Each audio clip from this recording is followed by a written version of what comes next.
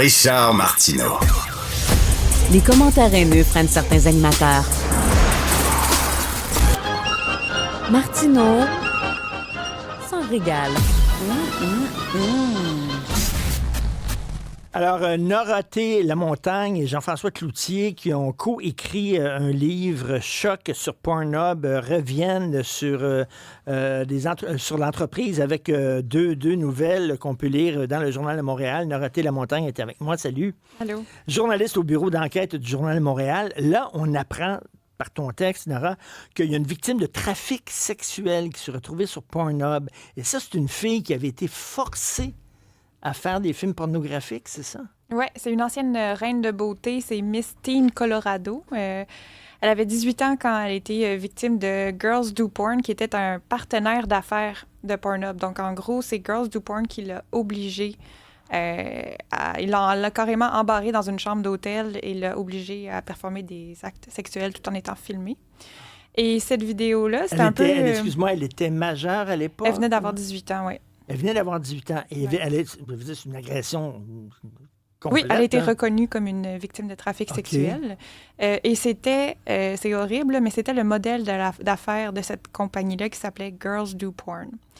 Et les vidéos que Girls Do Porn produisait se retrouvaient sur la plateforme Pornhub et étaient distribuées à des centaines de milliers, voire des millions d'internautes. Et dans son cas, Miss Teen Colorado, en 2014, elle avait la vidéo la plus populaire en deuxième place cette année-là. Donc, la vidéo de son agression sexuelle avait été vue 13 millions de fois en 2014. 13 millions de fois. OK, il y en a des filles, puis il y a plein de filles, puis il y a plein de gars qui sont prêts à faire des films pornographiques en étant payés, puis sont volontaires, puis tout ça. Pourquoi ils ne sont pas allés chercher des gens qui sont dans cette business-là, qui sont majeurs, qui veulent le faire? Quel est le kick de montrer une fille qui a des relations sexuelles puis ça ne lui tente pas d'être filmée? Bien, c'est évidemment... Il y a des gens qui recherchent ça, quoi. C'est assez tordu, là, mais il y a des gens qui, oui, cherchent la nouveauté de un et l'exclusivité. Donc, s'il y a une fille qui a produit une seule vidéo, cette vidéo-là devient extrêmement lucrative, prend de la valeur. Ça crée de la rareté, là, exactement. Vraiment, comme n'importe quel autre produit marchandise. Exact. Et là, cette jeune femme-là, aujourd'hui, des années plus tard, poursuit Pornhub. Et ce qu'on découvre dans les nouveaux documents de cette poursuite-là, ce qui nous intéresse particulièrement, c'est que Pornhub se servirait encore aujourd'hui de son nom pour attirer les clics. Donc, quand on cherche sur un moteur de recherche son prénom, elle a changé de nom depuis parce que elle était victime de harcèlement. Les gens l'associaient à cette horrible vidéo dont elle ne voulait plus entendre parler jamais de la vie.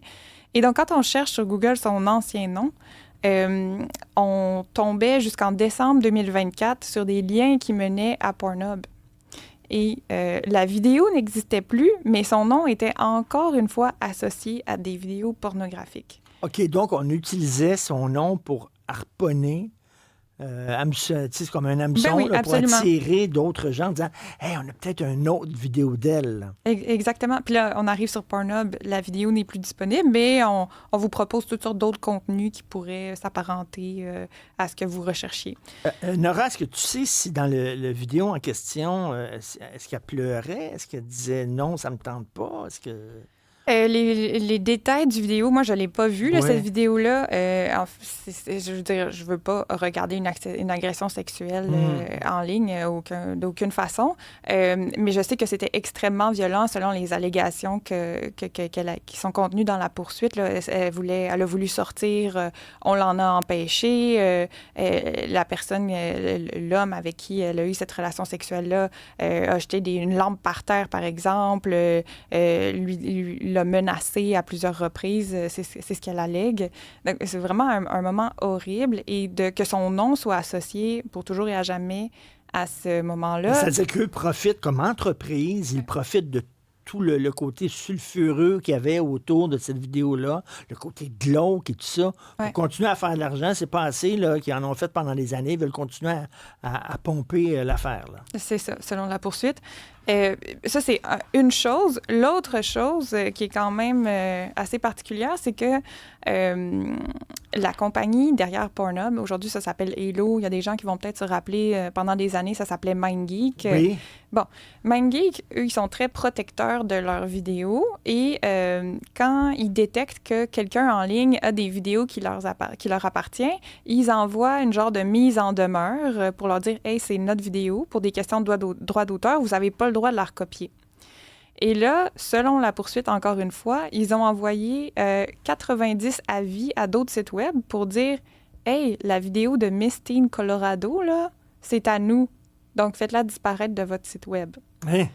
Et ça, la plus récente daterait de avril 2025. Donc, c'est hier, C'est à là. nous. C'est tout C'est récent. notre vidéo, là. Exact. Donc, ils se l'approprient selon ces En avis qui ont été sachant envoyés. fort bien comment cette vidéo-là a été tournée, quelles étaient Mais oui, les mais je veux dire, circonstances. puis tout ça. au Québec, on n'a peut-être pas réalisé, là, mais Girls Do Porn, c'est un scandale sans nom, cette histoire, parce que cette jeune fille-là, Miss Teen Colorado, est une victime. Il y en a eu plus de 400 qui ont été reconnus lors d'un jugement rendu par la justice américaine.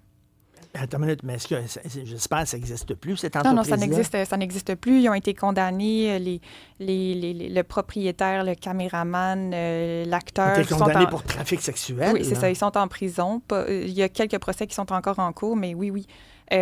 Ceci étant dit, Girls Do Porn a été puni. Maintenant, quel est le rôle de Pornhub dans toute cette histoire? Parce qu'ils ont distribué à grande échelle, ils ont monétisé les vidéos, il y a de la publicité autour. Donc, à chaque fois que quelqu'un regarde la vidéo, c'est comme ça que ça marche en ligne. Ils font de l'argent, eux autres aussi. Écoute, je parlais il y a quelques années de ça à Anne-Marie Lozic, là, qui a une chaîne là, de divertissement pour adultes. Là. Et elle disait, tu sais, je suis d'accord avec elle, moi, que des gens majeurs vaccinés veulent regarder de la porno faite par des gens majeurs vaccinés et volontaires, ça ne me regardait pas. Chacun son trip. Il y a même des couples qui regardent ça ensemble, etc. Aucun problème. Sauf que comme consommateur, mettons, tu veux savoir ce que tu regardes. Et Anne-Marie Lozic disait qu'il devrait avoir comme un organisme indépendant qui s'assure là, que, tu sais, mettons, il y aura un stamp of approval, comme on dit en anglais, là, en disant, voici, maintenant, on parle des fois de bouffe équitable, de café équitable. Mais on veut consommer de la porno éthique, là. De la porno éthique, là, qui était faite dans des bonnes conditions. Je pense, tu sais, mettons, je sais pas, il y a un consommateur de porno, tu tombes sur une vidéo comme ça ne te tente pas de regarder ça. En tout cas, c'est normal. Oui. Bien, il y a deux choses. De un, la première, c'est que peut-être la façon de s'assurer que ce qu'on regarde, il y a un certain standard, c'est de payer pour la pornographie qu'on regarde en ligne. Ça, c'est une chose. La deuxième, c'est que si on remonte en arrière, les DVD, les VHS, l'industrie de la porno, je veux dire, ça date pas d'Internet, là, ça existait bien avant. Et aux États-Unis, particulièrement, il y a des règles qui existent pour justement s'assurer qu'on sache au minimum qui est à l'écran, cette personne est-elle majeure et cette personne est-elle consentante? Et dans quelles conditions ça a été produit, est-ce qu'elle a été payée, ce genre de choses-là. Donc ça, c'est un formulaire particulier qui était obligatoire. Là. Il peut y avoir une descente de police chez un producteur de porno. Là, on peut leur demander, mais montrez-nous les formulaires pour telle production. Et ils sont censés garder un registre de toutes ces informations-là. Le truc, c'est qu'en ligne, ça tombe dans une craque. Et les lois n'ont jamais été vraiment mises à jour.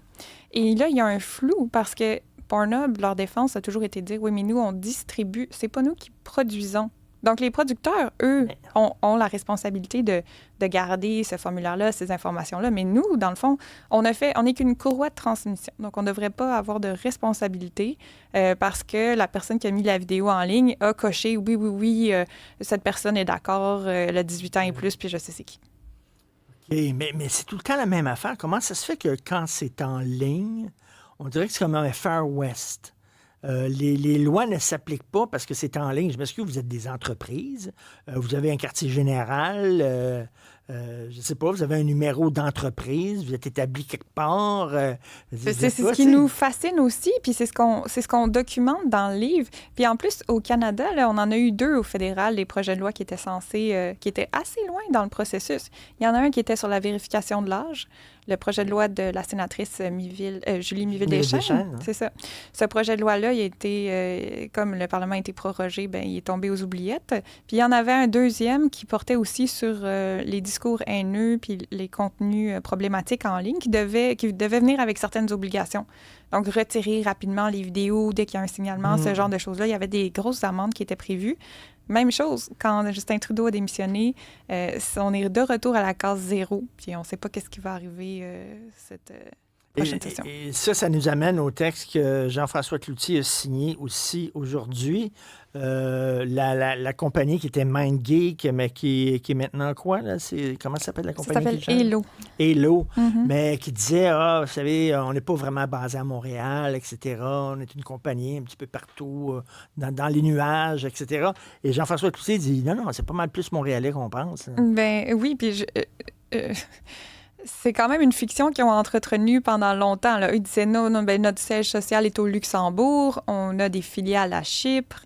La dernière transaction... Donc, vos lois ne s'appliquent pas à nous. Non, c'est ça. Ça a eu lieu aux îles Vierges britanniques. Ils ont déjà eu en Irlande certains départements et ça se passe aux États-Unis. Mais ça reste qu'au Canada, puis ça, on l'a écrit dans le livre, dans notre livre L'Empire du sexe, il y a plus de 1000 employés qui travaillent ici. Toute la haute direction est basée à Montréal et est basée depuis 2004, depuis la fondation de cet empire-là. Ça se passe ici, chez nous.